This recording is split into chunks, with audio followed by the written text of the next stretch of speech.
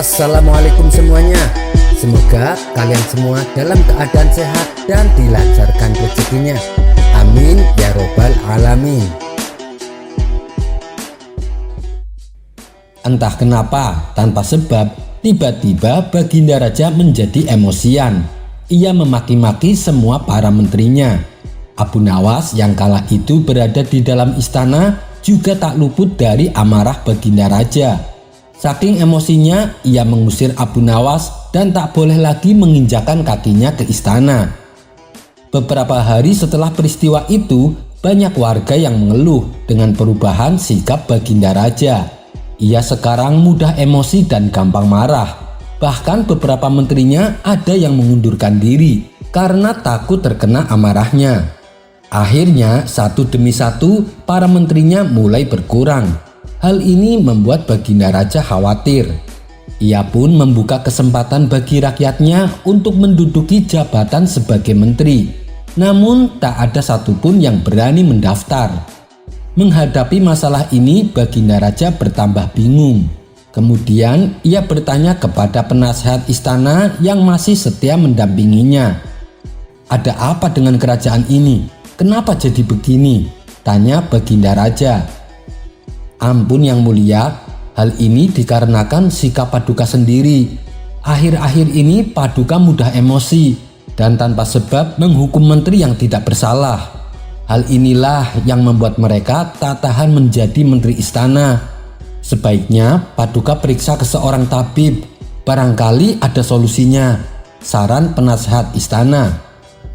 "Kau kira saya sakit? Lancang sekali ucapanmu," bentak Baginda Raja. Ia pun menyuruh beberapa pengawal untuk menangkap dan memenjarakannya. Kabar tentang dipenjarakannya penasehat istana akhirnya sampai juga ke telinga Abu Nawas. "Bagaimana ini Abu Nawas?" tanya para warga. "Harus ada seseorang yang bisa menyadarkan Baginda Raja," kata warga lainnya. "Benar Abu Nawas, tapi kalau kami yang melakukannya itu tidak mungkin. Penasehat istana saja dipenjara, apalagi kami yang rakyat kecil," timpal warga lainnya. Sesaat Abu Nawas termenung. Ia mulai memutar otak untuk mendapatkan jalan keluarnya. Tidak berapa lama kemudian muncullah ide konyol di benaknya. "Kalian semua sebarkanlah kabar bahwa aku diterkam harimau yang dipeliharanya sejak kecil," kata Abu Nawas. Mereka pun setuju dan menuruti perkataannya, meskipun mereka tidak tahu apa maksud dibalik rencana Abu Nawas tersebut. Singkat cerita, seluruh penduduk Baghdad dihebohkan oleh berita tentang Abu Nawas yang diterkam oleh harimau peliharaannya. Dan dengan cepat kabar ini pun beredar, yang pada akhirnya terdengar oleh Baginda Raja. "Apa benar Abu Nawas diterkam harimau?" tanya Baginda Raja kepada salah satu menterinya. "Menurut kabar yang beredar, memang benar Paduka yang mulia," jawab menterinya. "Sejak kapan Abu Nawas pelihara harimau?" tanya Baginda Raja kembali. "Kurang tahu yang mulia, tapi yang hamba dengar ia memeliharanya sejak masih bayi," jelas menterinya. Karena penasaran, Baginda Raja pun datang ke rumah Abu Nawas untuk menengoknya. Setibanya di sana, Abu Nawas tampak sedang duduk di depan rumahnya. "Bagaimana keadaanmu?" tanya Baginda Raja. "Alhamdulillah Paduka, saya sehat walafiat," jawab Abu Nawas. Tentu saja hal ini membuat Baginda Raja heran. "Orang-orang bilang kau diterkam harimau. Bagaimana itu bisa terjadi? Dan sejak kapan kau memelihara harimau?" tanya Baginda Raja. "Untuk menjawab pertanyaan Paduka, butuh waktu yang lama untuk menceritakannya," ujar Abu Nawas. "Aku siap mendengarkannya, silahkan ceritakan saja padaku," balas Baginda Raja. Abu Nawas pun lalu memulai ceritanya. "Waktu itu saya melewati jalanan sepi. Di tengah jalan saya menemukan anak harimau yang tengah sakit dan butuh pertolongan. Saya pun membawa pulang dan merawatnya. Para warga awalnya sudah memperingatkan saya bahwa harimau adalah hewan yang buas yang bisa berbahaya jika memeliharanya.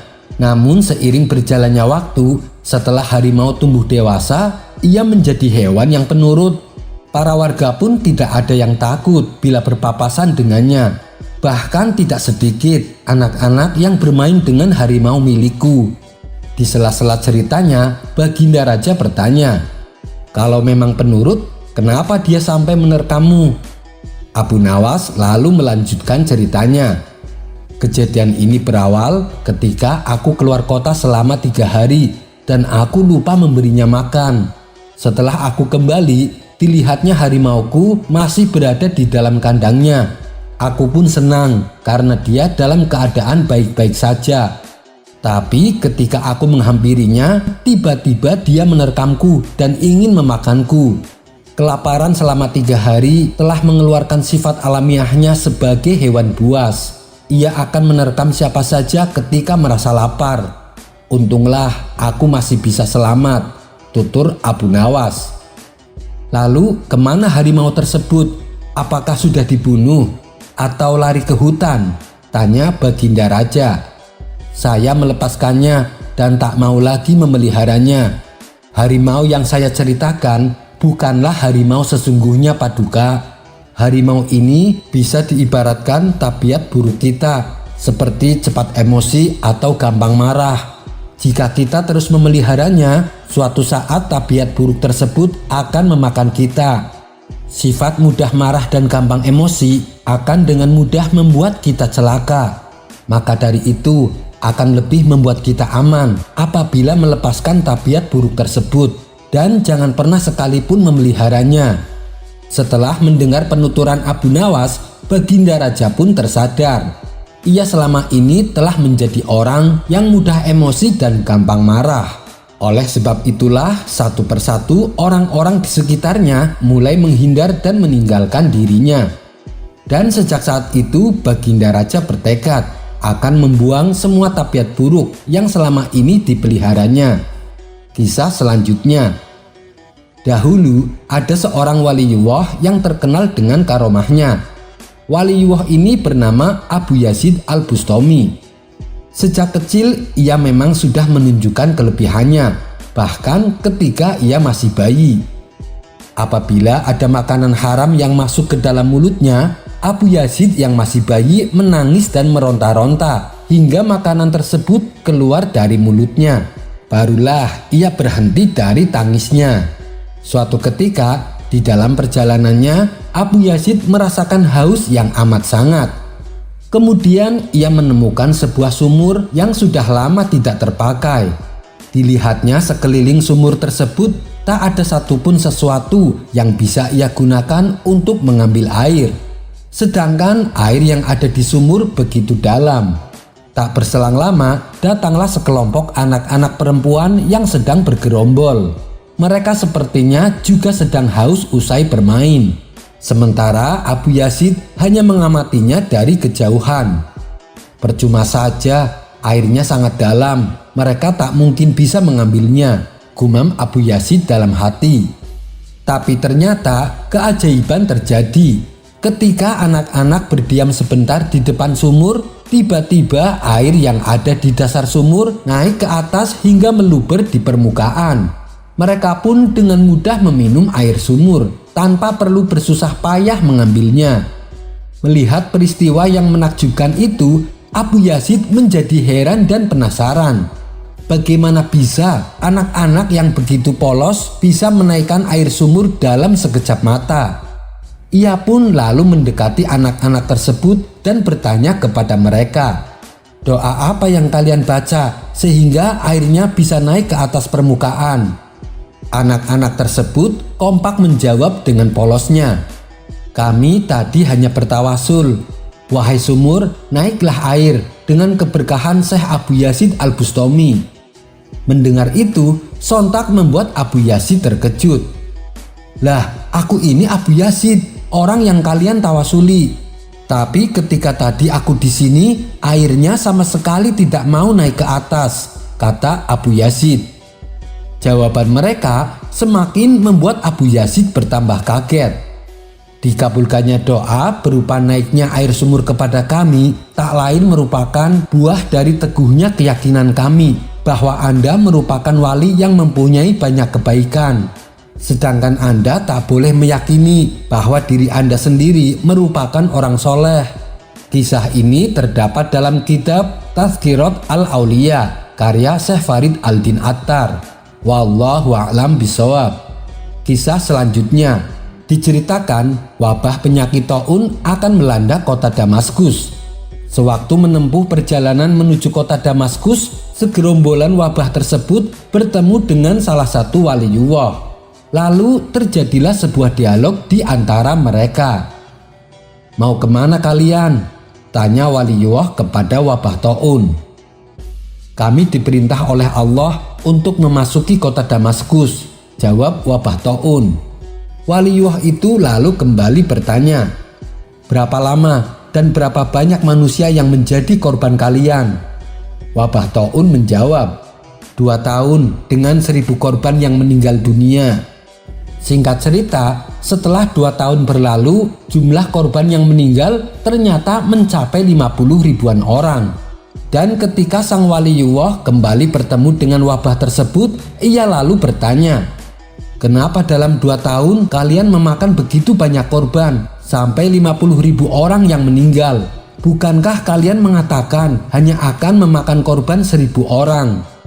Wabah taun menjawab, "Kami memang diperintah Allah untuk merenggut 1000 korban. Namun 49.000 korban lainnya meninggal akibat panik dan khawatir berlebihan yang meliputi pikiran dan benak mereka."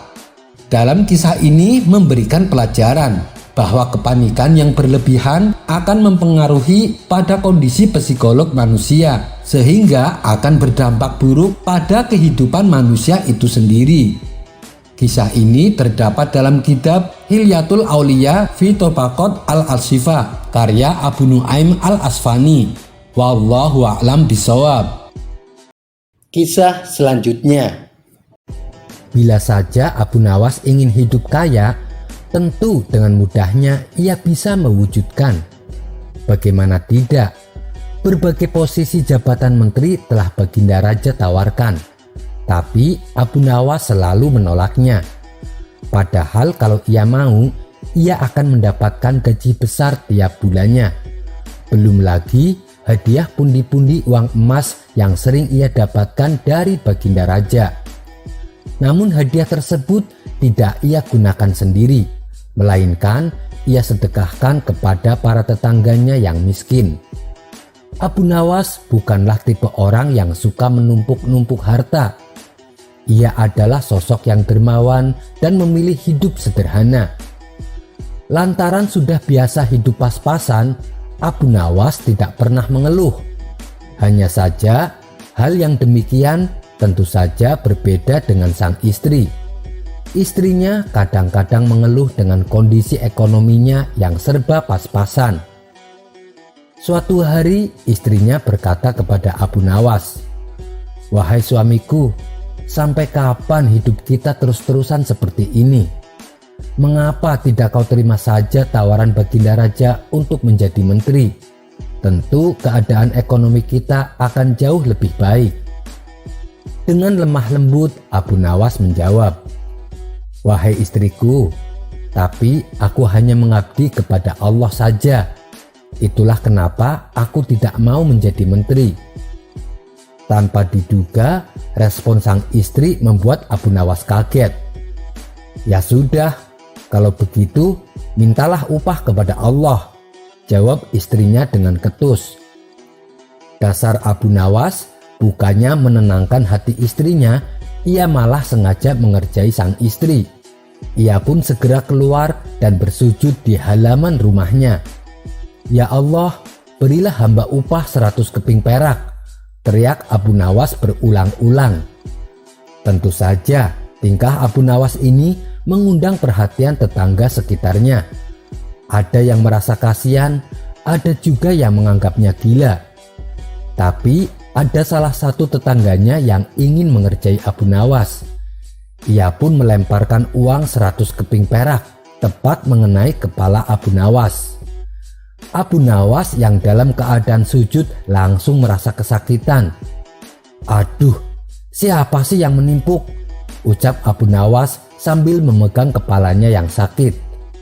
Tapi begitu melihat timpukan tersebut adalah kepingan uang, rasa sakitnya mendadak hilang. Abu Nawas pun langsung membawa lari uang itu ke dalam rumah. Dengan teriak penuh gembira, Abu Nawas berkata kepada istrinya, "Hai istriku, aku ternyata memang wali Allah. Ini upahku dari Allah." Sang istri tak kalah senangnya begitu suaminya menyerahkan uang tersebut.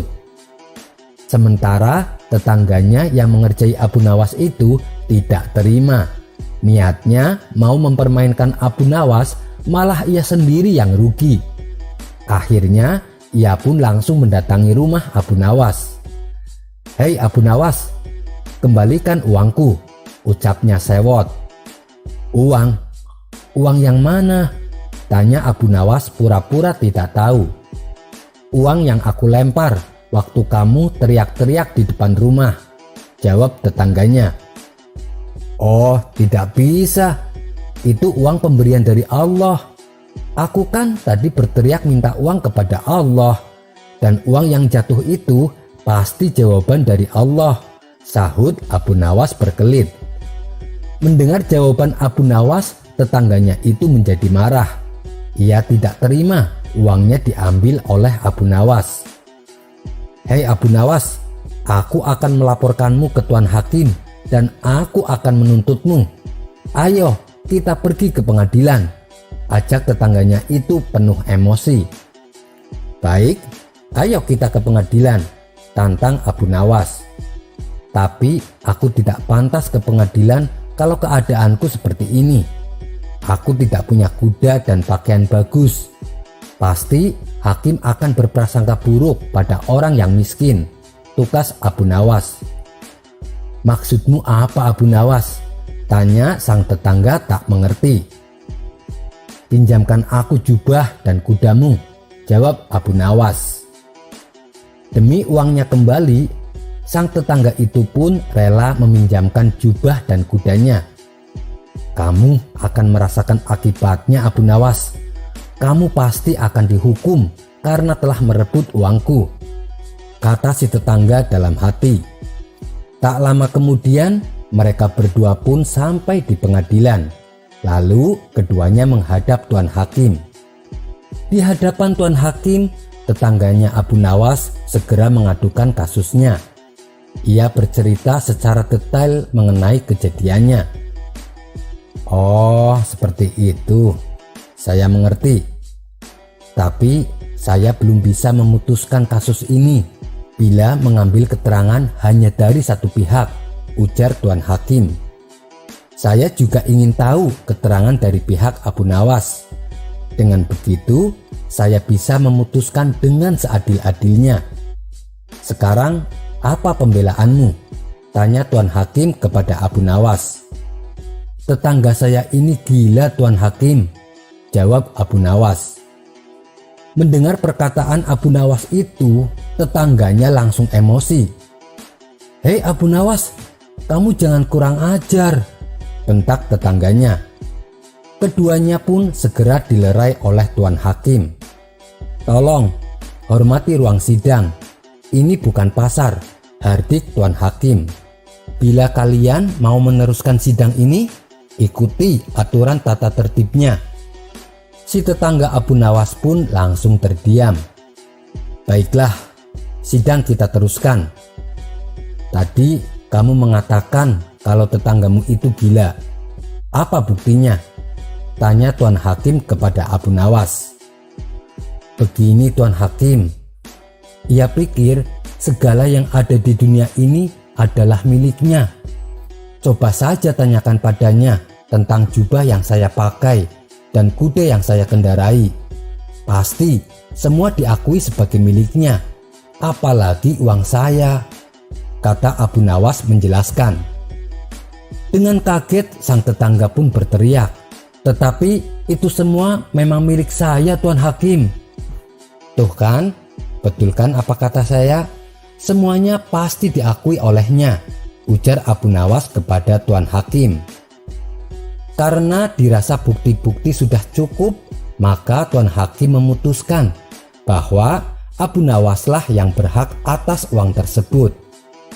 Setelah selesai menjalani persidangan, keduanya pun disuruh pulang oleh Tuan Hakim. Di tengah perjalanan, si tetangga meminta maaf kepada Abu Nawas. Saya mengaku salah, Abu Nawas. Awalnya saya memang berniat mengerjai kamu, tapi ternyata kamu lebih cerdik dari yang kuduga. Uang yang 100 keping perak aku ikhlaskan untukmu. Keduanya pun akhirnya berjabat tangan dan saling bermaafan. Kemudian mereka berdua masuk ke rumahnya masing-masing. Tapi tidak berapa lama tetangga Abu Nawas itu kembali ke rumah Abu Nawas.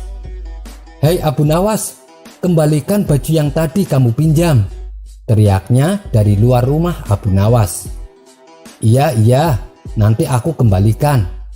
Besok mau aku pinjam sebentar untuk kondangan," jawab Abu Nawas dari dalam rumahnya. Dasar Abu Nawas. Sekian dulu perjumpaan kita kali ini. Sampai bertemu lagi di kisah selanjutnya. Terima kasih yang sudah subscribe dan setia menonton channel ini. Kisah selanjutnya. Sebenarnya Abu Nawas sudah malas untuk meladeni Abu Jahil. Karena walau bagaimanapun Abu Jahil adalah tetangga dekatnya. Ia tak ingin antara dirinya dan Abu Jahil timbul perselisihan. Tapi namanya saja Abu Jahil, ia tak ada kapok-kapoknya menantang Abu Nawas. Padahal setiap kali Abu Nawas meladeninya, Abu Jahil selalu menanggung malu akibat kekalahannya. Dan pada kisah kali ini, Abu Jahil menantang Abu Nawas untuk main tebak-tebakan. Suatu kali di warung tempat biasa Abu Nawas nongkrong, Abu Jahil sesumbar kalau Abu Nawas selalu menghindar bila ditantang untuk main tebak-tebakan. Kawan-kawan Abu Nawas yang mendengar perkataan Abu Jahil merasa tak yakin kalau Abu Nawas tidak berani menghadapi tantangannya. "Masa sih Abu Nawas takut dengan tantanganmu?" tanyanya kepada Abu Jahil. "Ya saya tidak tahu. Kenapa kamu tidak tanya langsung kepada orangnya? Mungkin Abu Nawas sudah berkurang kepandaiannya, makanya dia tidak berani," jawab Abu Jahil sombong. "Hei Abu Jahil, saya akan coba terima tantanganmu. Saya juga punya tebak-tebakan yang sulit untuk kau jawab," tutur kawannya Abu Nawas. "Baiklah, tapi ada peraturannya," ujar Abu Jahil. "Apa itu peraturannya?" tanyanya kembali. "Peraturannya adalah kalau kamu tidak bisa menjawab tebakanku, kamu harus bayar kepadaku 5 dinar. Tapi kalau aku tidak bisa menjawab tebakanmu, aku akan memberimu 50 dinar, kata Abu Jahil menjelaskan. Dan ternyata semua tebakan kawannya Abu Nawas bisa dijawab dengan benar oleh Abu Jahil. Sementara tebakan Abu Jahil tak satu pun bisa dijawabnya. Walhasil Abu Jahil mendapatkan uang karena selalu menang. Tidak lama kemudian datanglah Abu Nawas ke warung. "Nah, itu dia Abu Nawas," sahut salah satu kawannya. "Hei Abu Nawas, kamu ditantang main tebak-tebakan sama Abu Jahil. Katanya kamu tidak berani." Mendengar itu, Abu Nawas hanya tersenyum kecut. Ia tidak menghiraukannya sama sekali. Abu Nawas langsung saja duduk sambil memesan minuman teh. Melihat Abu Nawas yang mengacuhkannya, Abu Jahil berkata, "Tuh kan, kalian lihat sendiri, dia gak bakalan berani. Sastrawan ternama sekelas Abu Nawas tak ada apa-apanya dengan kepintaranku," ejek Abu Jahil kepada Abu Nawas. Abu Nawas sontak merasa tersinggung dengan ucapan Abu Jahil. Kali ini ucapan Abu Jahil benar-benar keterlaluan. Padahal Ia tak mau meladeni Abu Jahil bukan karena takut, tapi ia tak ingin mempermalukan tetangganya yang usil itu. Karena sudah merendahkan harga dirinya, mau tak mau Abu Nawas langsung meladeni tantangan Abu Jahil. "Baiklah Abu Jahil, saya terima tantanganmu," kata Abu Nawas menahan emosi. Abu Nawas langsung beranjak dari tempat duduknya menghampiri Abu Jahil. Sementara orang-orang yang ada di warung segera mengerubungi mereka berdua. "Apa peraturannya? Katakan padaku," tanya Abu Nawas kepada Abu Jahil. "Peraturannya begini Abu Nawas, kalau kamu tidak bisa menjawab tebakanku, kamu harus bayar 5 dinar kepadaku. Tapi kalau aku tidak bisa menjawab tebakanmu, aku akan memberimu 50 dinar. Akan tetapi aku yang mendapatkan giliran pertama untuk memberikan tebakan," kata Abu Jahil menjelaskan. "Oh, silahkan," balas Abu Nawas. Abu Jahil mengajukan pertanyaan pertama. "Hei Abu Nawas, berapa jarak dari bumi ke bulan?" Mendengar pertanyaan Abu Jahil yang tak ia duga, Abu Nawas tidak bisa menjawabnya. Ia pun merogoh saku memberikan 5 dinar kepada Abu Jahil. Abu Jahil segera saja merebut uang 5 dinar di tangan Abu Nawas dengan nada mengejek. "Baiklah Abu Jahil, sekarang giliran saya untuk bertanya," ucap Abu Nawas. "Oh, silahkan Abu Nawas, berikan tebakan yang paling sulit yang kamu tahu," tantang Abu Jahil dengan nada sombong. "Sebutkan hewan apa yang kakinya 3, tanya Abu Nawas. Abu Jahil kaget mendengar tebakan Abu Nawas. Ia pun berpikir keras. Setelah hampir 1 jam mencari jawaban, akhirnya Abu Jahil menyerah dan memberikan Abu Nawas 50 dinar. "Hei Abu Nawas, memangnya hewan apa yang kakinya 3? Tanya Abu Jahil kepada Abu Nawas.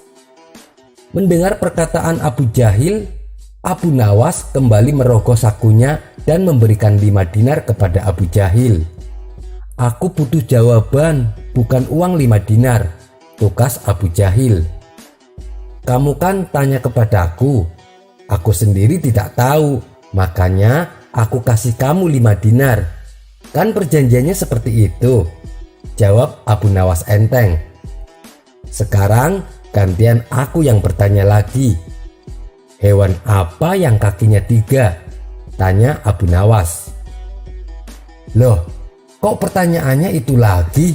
protes Abu Jahil. "Tapi kamu belum bisa menebaknya kan?" tutur Abu Nawas. "Iya sih, saya tidak tahu jawabannya," kata Abu Jahil. "Nah, karena kamu tidak bisa menjawabnya lagi, kamu harus memberiku uang 50 dinar, balas Abu Nawas. Abu Jahil pun kembali memberikan Abu Nawas 50 dinar. Ia lalu kembali bertanya kepada Abu Nawas, "Memangnya hewan apa sih Abu Nawas yang kakinya 3? Ditanya seperti itu lagi, Abu Nawas kembali merogoh sakunya dan memberi Abu Jahil 5 dinar. "Ini maksudnya apa-apaan Abu Nawas? Aku tanya jawaban atas pertanyaanmu," kata Abu Jahil penuh emosi. "Saya sendiri tidak tahu jawaban pertanyaan itu, makanya saya kasih kamu 5 dinar. Apakah permainannya akan dilanjutkan?" tantang Abu Nawas. "Kurang ajar, aku malah dipermainkan Abu Nawas. Aku bisa rugi kehilangan uang banyak kalau caranya begini," pikir Abu Jahil. Dengan perasaan dongkol, Abu Jahil langsung loyor pergi meninggalkan Abu Nawas dan kawan-kawannya. Sementara Abu Nawas cekekekan melihat tingkah laku Abu Jahil. Sekian dulu perjumpaan kita kali ini. Sampai bertemu lagi di kisah selanjutnya. Terima kasih yang sudah subscribe dan setia menonton channel ini. Wassalamualaikum warahmatullahi wabarakatuh.